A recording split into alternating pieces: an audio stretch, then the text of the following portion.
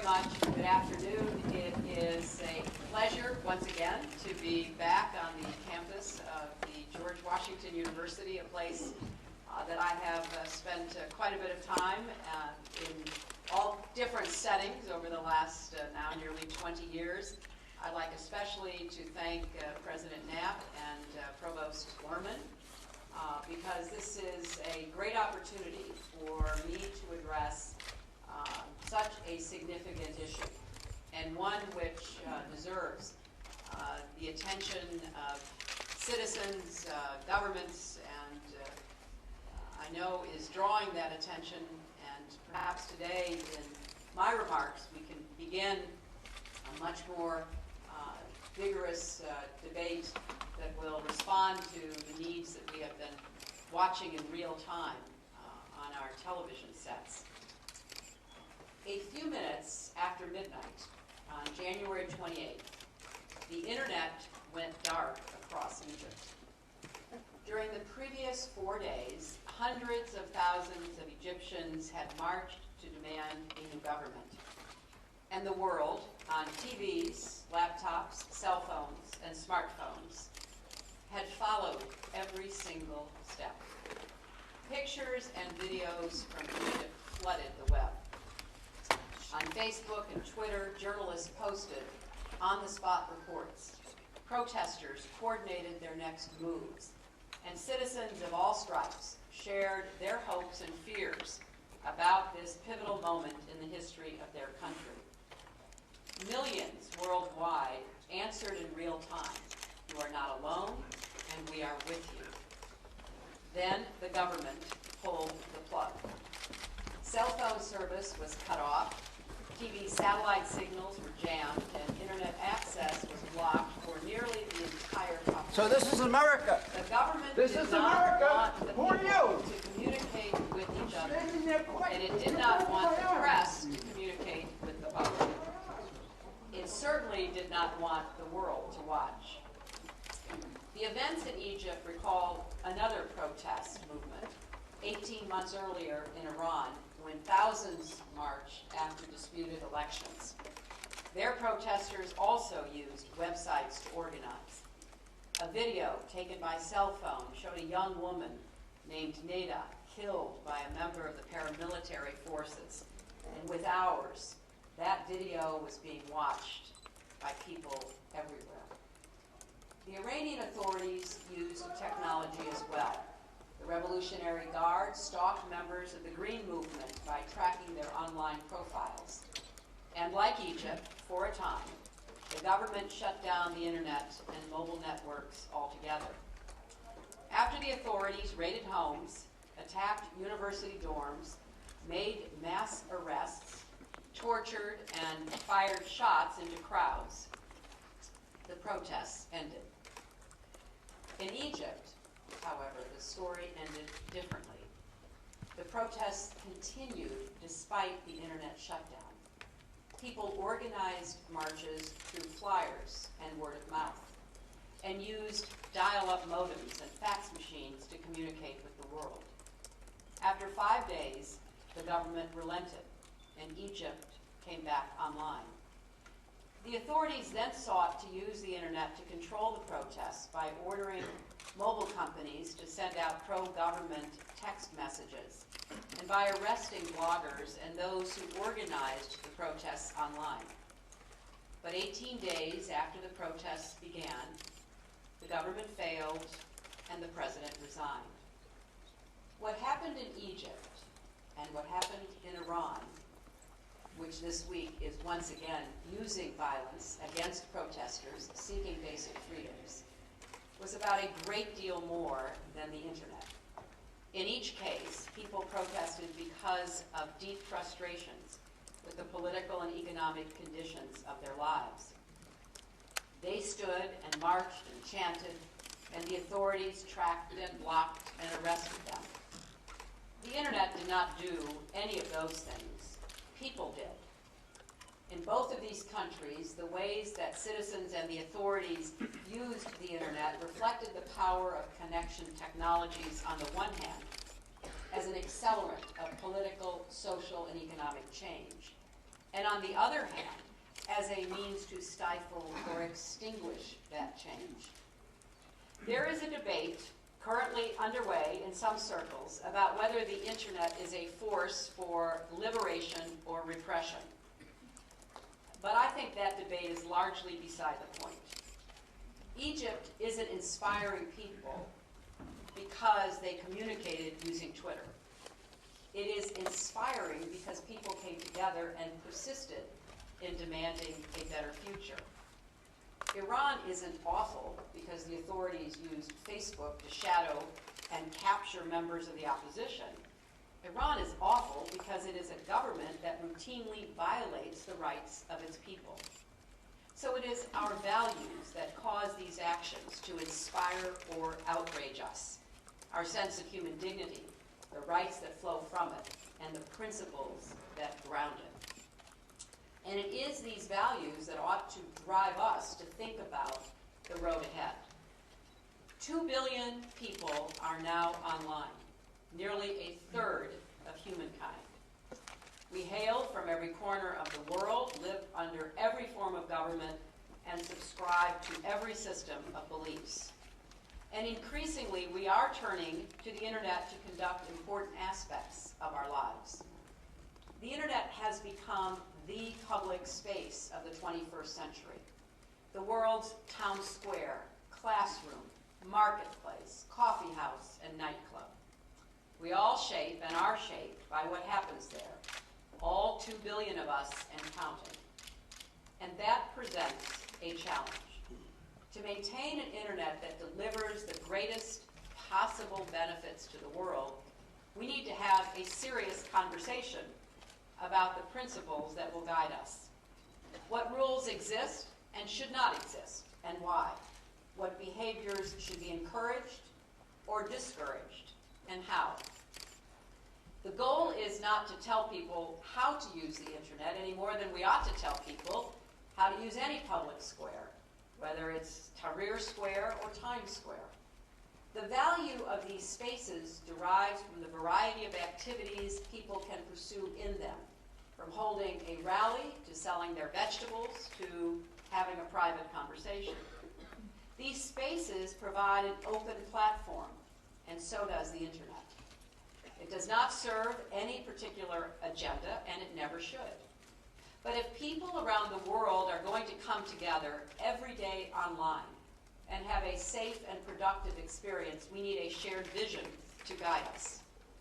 1 year ago, I offered a starting point for that vision by calling for a global commitment to internet freedom to protect human rights online as we do offline.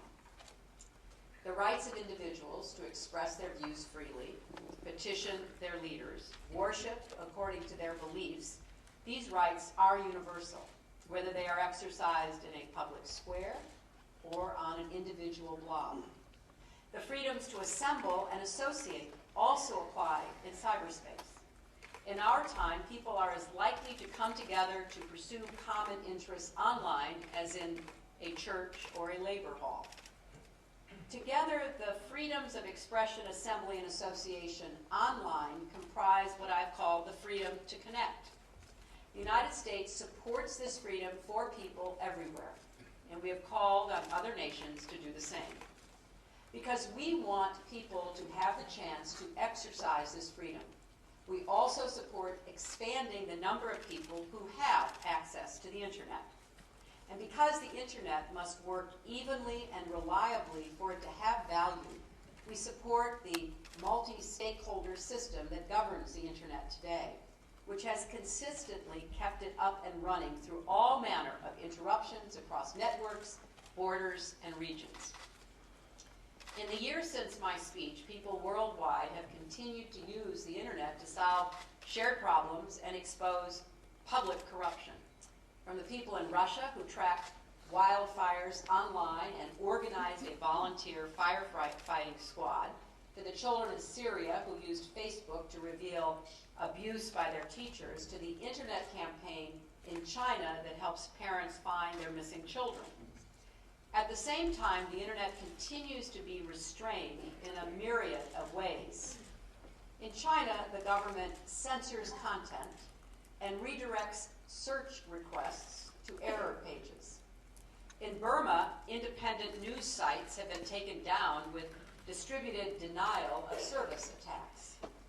In Cuba, the government is trying to create a national intranet while not allowing their citizens to access the global internet. In Vietnam, bloggers who criticize the government are arrested and abused. In Iran, the authorities block opposition and media websites, target social media, and steal identifying information about their own people in order to hunt them down.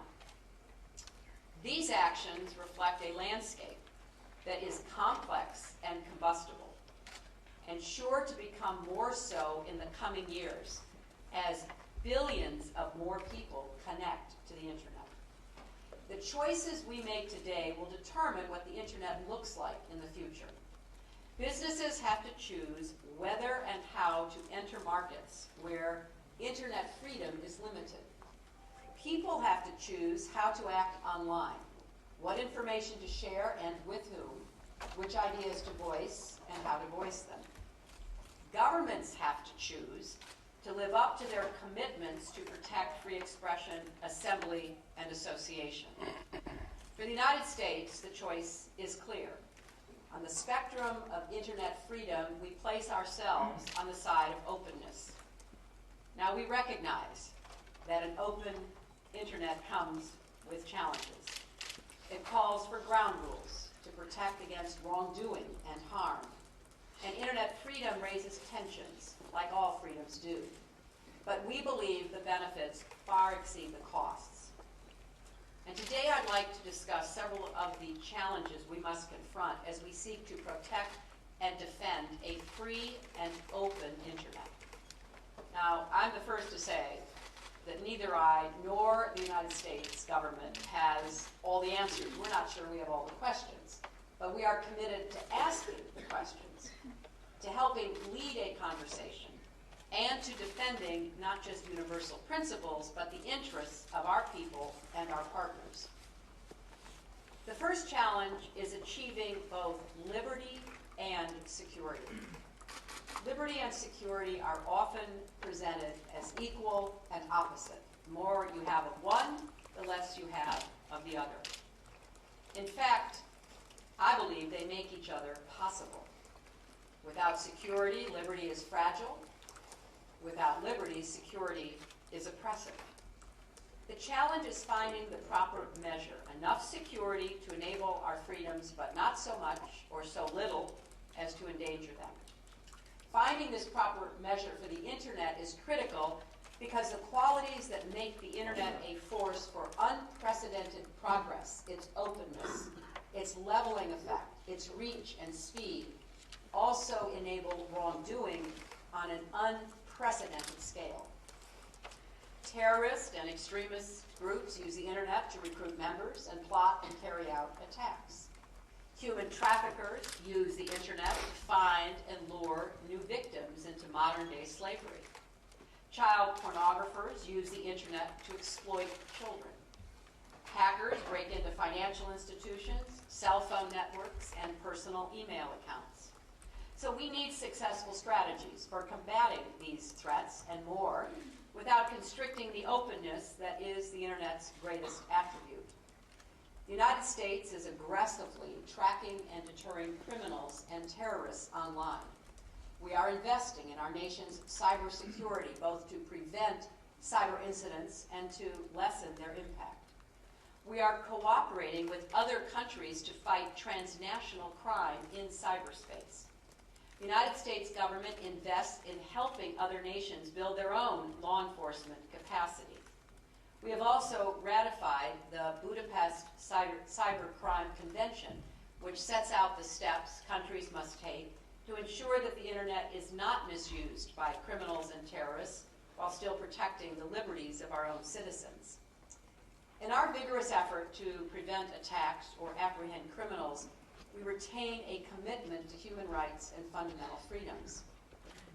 The United States is determined to stop terrorism and criminal activity online and offline. And in both spheres, we are committed to pursuing these goals in accordance with our laws and values. Now, others have taken a different approach. Security is often invoked as a justification for harsh crackdowns on freedom. Now, this tactic is not new to the digital age, but it has new resonance, as the internet has given governments new capacities for tracking and punishing human rights advocates and political dissidents. Governments that arrest bloggers, pry into the peaceful activities of their citizens, and limit their access to the internet may claim to be seeking security. In fact, they may even mean it as they define it, but they are taking the wrong path. Those who clamp down on internet freedom may be able to hold back the full expression of their people's yearnings for a while, but not forever.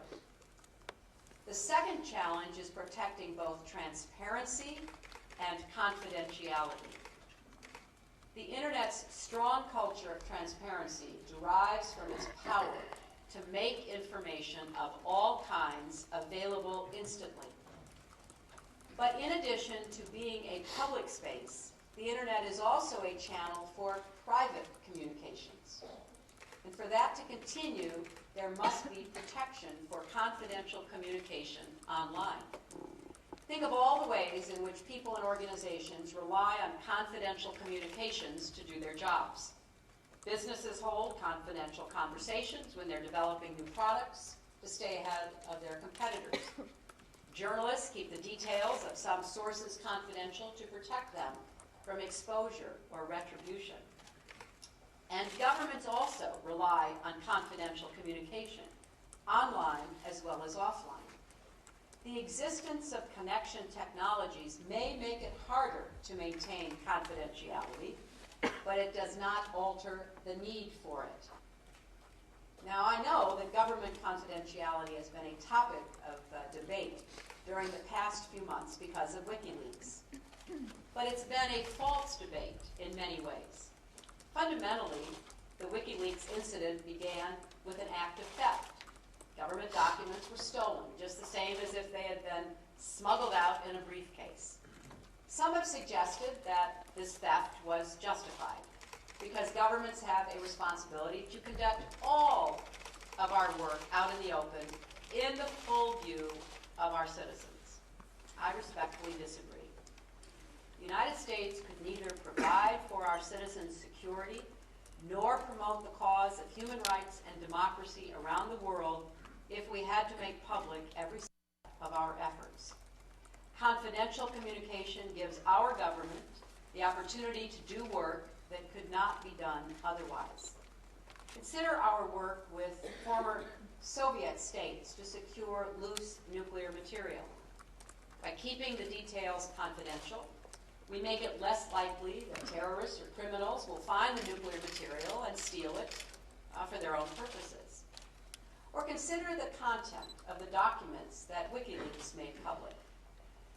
Without commenting on the authenticity of any particular documents, we can observe that many of the cables released by WikiLeaks relate to human rights work carried on around the world. Our diplomats closely collaborate with activists, journalists, and citizens to challenge the misdeeds of oppressive governments. It is dangerous work. By publishing diplomatic cables, WikiLeaks exposed people to even greater risk. For operations like these, confidentiality is essential, especially in the internet age, when dangerous information can be sent around the world with the click of a keystroke. But of course, governments also have a duty to be transparent. We govern with the consent of the people, and that consent must be informed to be meaningful. So we must be judicious about when we close off our work to the public, and we must review our standards frequently to make sure they are rigorous. In the United States, we have laws designed to ensure that the government makes its work open to the people. And the Obama administration has also launched an unprecedented initiative to put government data online to encourage citizen participation. and to generally increase the openness of government. The U.S. government's ability to protect America, to secure the liberties of our people, and to support the rights and freedoms of others around the world depends on maintaining a balance between what's public and what should and must remain out of the public domain. The scale should and will always be tipped in favor of openness, but tipping the scale over completely serves no one's interests. Let me be clear. I said that the WikiLeaks incident began with a theft, just as if it had been executed by smuggling papers in a briefcase. The fact that WikiLeaks used the internet is not the reason we criticized its actions. WikiLeaks does not challenge our commitment to internet freedom. And one final word on this matter. There were reports in the days following these leaks that the United States government intervened to coerce private companies to deny service to WikiLeaks. That is not the case. Now, some politicians and pundits publicly call for companies to disassociate from WikiLeaks, while others criticize them for doing so. Public officials are part of our country's public debates. But there is a line between expressing views and coercing conduct. Business decisions that private companies may have taken to enforce their own values or policies regarding WikiLeaks were not at the direction of the Obama administration. A third challenge is protecting free expression while fostering tolerance and civility. I don't need to tell this audience that the internet is home to every kind of speech. False, offensive, incendiary, innovative, truthful, and beautiful. The multitude of opinions and ideas that crowd the internet is both a result of its openness and a reflection of our human diversity. Online, everyone has a voice, and the Universal Declaration of Human Rights protects the freedom of expression for all. But what we say has consequences. Hateful or defamatory words can inflame hostilities, deepen divisions, and provoke violence. On the internet, this power is heightened. Intolerant speech is often amplified and impossible to retract. Of course, the internet also provides a unique space for people to bridge their differences and build trust and understanding. Some take the view that to encourage tolerance, some hateful ideas must be silenced by governments. We believe that efforts to curb the content of speech rarely succeed and often become an excuse to violate freedom of expression. Instead, as it has historically been proven time and time again, the better answer to offensive speech is more speech. People can and should speak out against intolerance and hatred. By exposing ideas to debate, those with merit tend to be strengthened, while weak and false ideas tend to fade away, perhaps not instantly, but eventually. Now, this approach does not immediately discredit every hateful idea or convince every bigot to reverse his thinking. But we have determined as a society that it is far more effective than any other alternative approach. Deleting writing, blocking content, arresting speakers, these actions suppress words, but they do not touch the underlying ideas. They simply drive people with those ideas to the fringes, where their convictions can deepen unchallenged. Last summer, Hannah Rosenthal, the U.S. Special Envoy to monitor and combat anti-Semitism, made a trip to Dachau and Auschwitz with a delegation of American imams and Muslim leaders. Many of them had previously denied the Holocaust, and none of them had ever denounced Holocaust denial. But by visiting the concentration camps, they displayed a willingness to consider a different view, and the trip had a real impact. They prayed together, and they signed messages of peace. And many of those messages in the visitors' books were written in Arabic. At the end of the trip, they read a statement that they wrote and signed together, condemning without reservation Holocaust denial and all other forms of anti-Semitism. The marketplace of ideas worked. Now, these leaders had not been arrested for their previous stance or ordered to remain silent. Their mosques were not shut down. The state did not compel them with force. Others appealed to them with facts. And their speech was dealt with through the speech of others. The United States does restrict certain kinds of speech in accordance with the rule of law and our international obligations. We have rules about libel and slander, defamation, and speech that incites imminent violence. But we enforce these rules transparently, and citizens have the right to appeal how they are applied. And we don't restrict speech even if the majority of people find it offensive. History, after all, is full of examples of ideas that were banned for reasons that we now see as wrong. People were punished for denying the divine right of kings, or suggesting that people should be treated equally regardless of race, gender, or religion. These restrictions might have reflected the dominant view at the time, and variations on these restrictions are still in force in places around the world. But when it comes to online speech, the United States has chosen not to depart from our time-tested principles. We urge our people to speak with civility, to recognize the power and reach that their words can have online. We've seen in our own country tragic examples of how online bullying can have terrible consequences. Those of us in government should lead by example in the tone we set and the ideas we champion. But leadership also means empowering people to make their own choices, rather than intervening and taking those choices away. We protect free speech with the force of law, and we appeal to the force of reason to win out over hate. Now, these three large principles are not always easy to advance at once. They raise tensions and they pose challenges. But we do not have to choose among them. Liberty and security, transparency and confidentiality, freedom of expression and tolerance.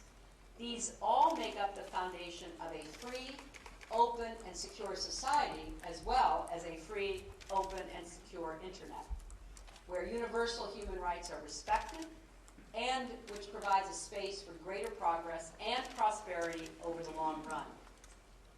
Now, some countries are trying a different approach, abridging rights online and working to erect permanent walls between different activities, economic exchanges, political discussions, religious expressions, and social interactions. They want to keep what they like and suppress what they don't. But this is no easy task. Search engines connect businesses to new customers, and they also attract users because they deliver and organize news and information. Social networking sites aren't only places where friends share photos, they also share political views and build support for social causes, or reach out to professional contacts to collaborate on new business opportunities.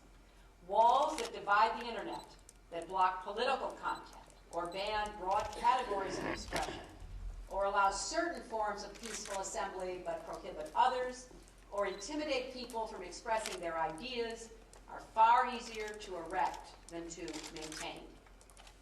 Not just because people using human ingenuity find ways around them and through them, but because there isn't an economic internet, and a social internet, and a political internet.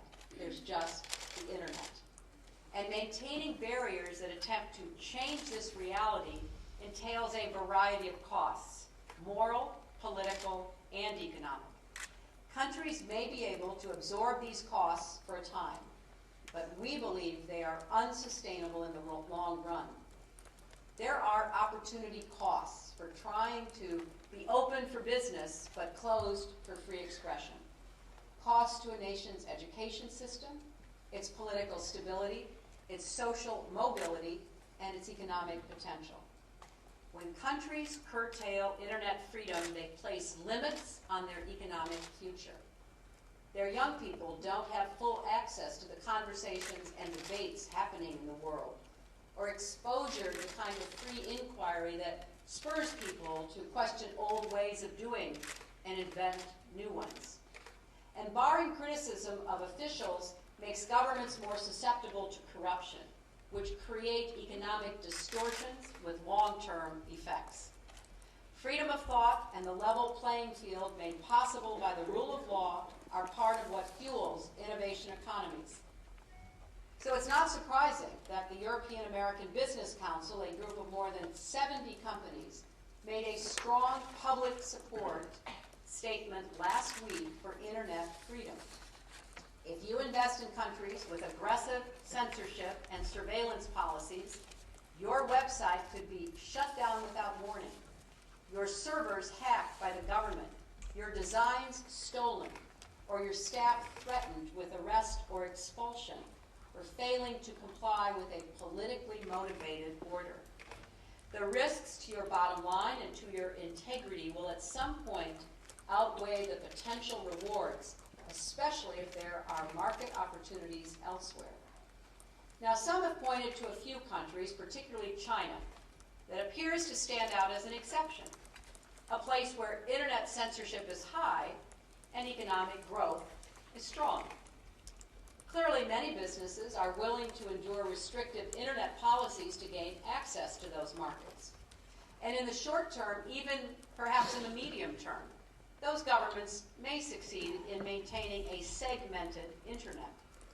But those restrictions will have long-term costs that threaten one day to become a noose that restrains growth and development. There are political costs as well. Consider Tunisia, where online economic activity was an important part of the country's ties with Europe, while online censorship was on par with China and Iran. The effort to divide the economic internet from the everything else internet in Tunisia could not be sustained. People, especially young people, found ways to use connection technologies to organize and share grievances, which, as we know, helped fuel a movement that led to revolutionary change. In Syria, too, the government is trying to negotiate a non-negotiable contradiction. Just last week, it lifted a ban on Facebook and YouTube for the first time in 3 years.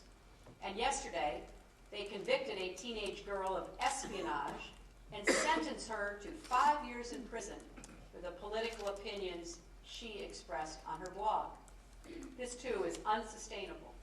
The demand for access to platforms of expression cannot be satisfied when using them lands you in prison.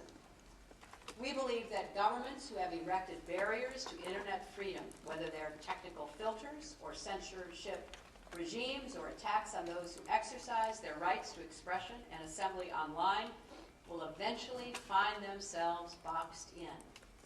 They will face a dictator's dilemma and will have to choose between letting the walls fall or paying the price to keep them standing, which means both doubling down on a losing hand by resorting to greater oppression and enduring the escalating opportunity cost of missing out on the ideas that have been blocked and people who have been disappeared.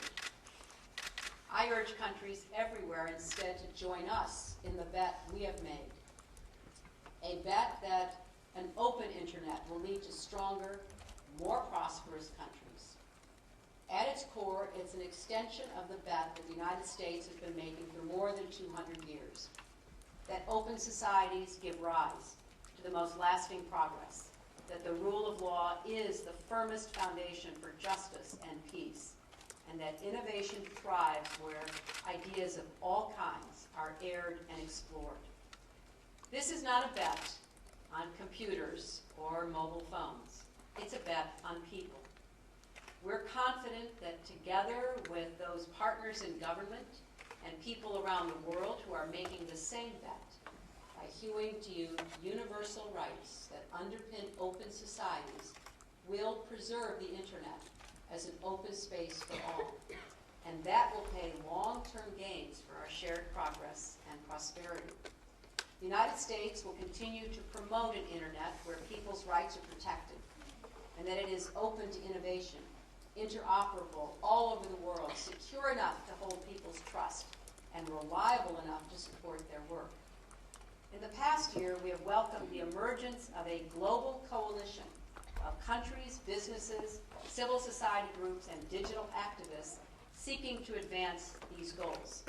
We have found strong partners in several governments worldwide, and we've been encouraged by the work of the Global Network Initiative, which brings together companies, academics, and NGOs to work together to solve the challenges we are facing, like how to handle government requests for censorship, or how to decide whether to sell technologies that could be used to violate rights, or how to handle privacy issues in the context of cloud computing. We need strong corporate partners that have made principled, meaningful commitments to internet freedom as we work together to advance this common cause. We realize that in order to be meaningful, online freedoms must carry over into real-world activism. That's why we are working through our Civil Society 2.0 initiative to connect NGOs and advocates with technology and training that will magnify their impact. We are also committed to continuing our conversation with people everywhere around the world. Last week, you may have heard, we launched Twitter feeds in Arabic and Farsi, adding to the ones we already have in French and Spanish. We'll start similar ones in Chinese, Russian, and Hindi. This is enabling us to have real-time, two-way conversations with people wherever there is a connection that governments do not block. Our commitment to internet freedom is a commitment to the rights of people, and we are matching that with our actions.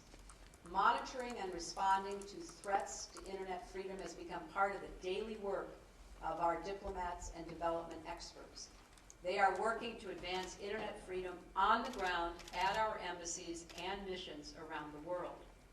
The United States continues to help people in oppressive internet environments get around filters, stay one step ahead of the censors, the hackers, and the thugs who beat them up or imprison them for what they say online.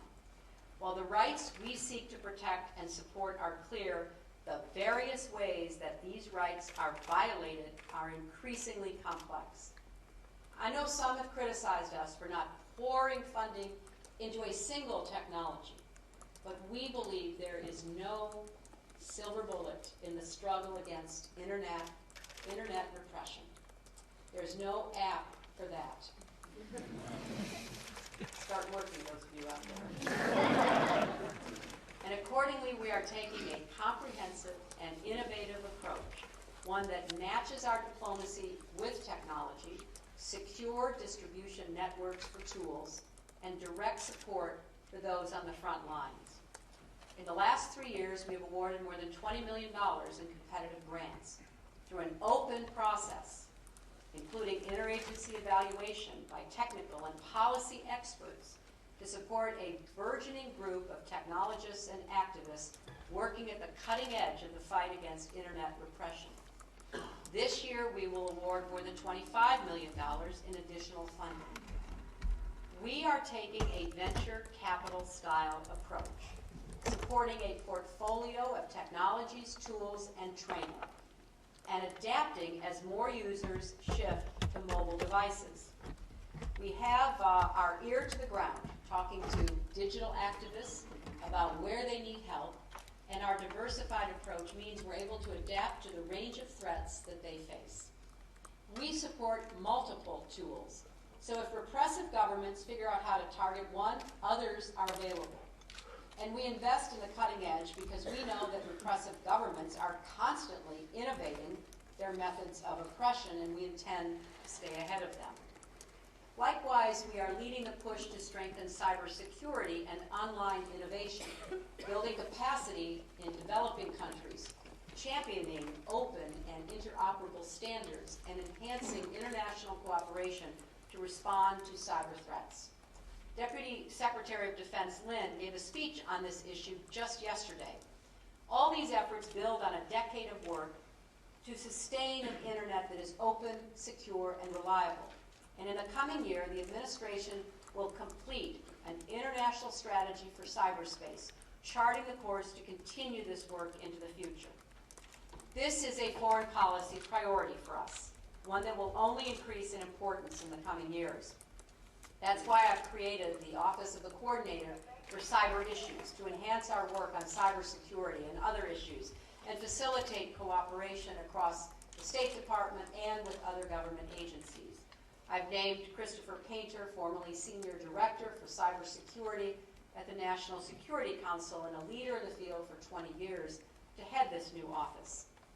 The dramatic increase in internet users during the past 10 years has been remarkable to witness. But that was just the opening act. In the next 20 years, nearly 5 billion people will join the network. It is those users who will decide the future. So we are playing for the long game. Unlike much of what happens online, progress on this front will be measured in years, not seconds. The course we chart today will determine whether those who follow us will get the chance to experience the freedom, security, and prosperity of an open internet. As we look ahead, let us remember that internet freedom isn't about any one particular activity online. It's about ensuring that the internet remains a space where activities of all kinds can take place, from grand, groundbreaking, historic campaigns to small, ordinary acts that people engage in every day. We want to keep the internet open for the protester using social media to organize a march in Egypt, the college student emailing her family photos of her semester abroad, the lawyer in Vietnam blogging to expose corruption, the teenager in the United States who is bullied and finds words of support online, or the small business owner in Kenya using mobile banking to manage her profits, the philosopher in China reading academic journals for her dissertation, the scientist in Brazil sharing data in real time with colleagues overseas, and the billions and billions of interactions with the internet every single day as people communicate with loved ones, follow the news, do their jobs, and participate in the debates shaping their world. Internet freedom is about defending the space in which all these things occur so that it remains, not just for the students here today, but your successors and all who come after you. This is one of the grand challenges of our time. We are engaged in a vigorous effort against those who we have always stood against, who wish to stifle and repress, to come forward with their version of reality and to accept none other. We enlist your help on behalf of this struggle. It's a struggle for human rights, it's a struggle for human freedom, and it's a struggle for human dignity. Thank you all very much.